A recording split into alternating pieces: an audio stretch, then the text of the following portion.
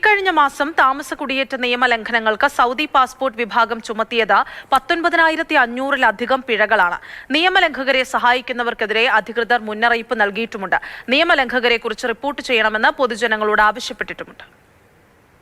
റജബ് മാസമായ കഴിഞ്ഞ മാസത്തിൽ താമസ തൊഴിൽ അതിർത്തി സുരക്ഷാ ചട്ടങ്ങൾ ലംഘിച്ചതായി കണ്ടെത്തിയ പൌരന്മാർക്കും വിദേശികൾക്കുമെതിരെ സൗദി ജനറൽ പാസ്പോർട്ട് ഡയറക്ടറേറ്റ് സ്വീകരിച്ച നടപടികളെക്കുറിച്ചാണ് അധികൃതർ വെളിപ്പെടുത്തിയിട്ടുള്ളത്. ഔദ്യോഗിക കണക്കുകൾ പ്രകാരം വിവിധ പ്രദേശങ്ങളിലെ പാസ്പോർട്ട് വകുപ്പുകളിലുടനീളമുള്ള ഡയറക്ടറേറ്റിന്റെ അഡ്മിനിസ്ട്രേറ്റീവ് കമ്മിറ്റികൾ വഴി പുറപ്പെടുവിച്ച ശിക്ഷകളിൽ തടവ്, പിഴ, നാടുകടത്തൽ എന്നിവ ഉൾപ്പെടുന്നു.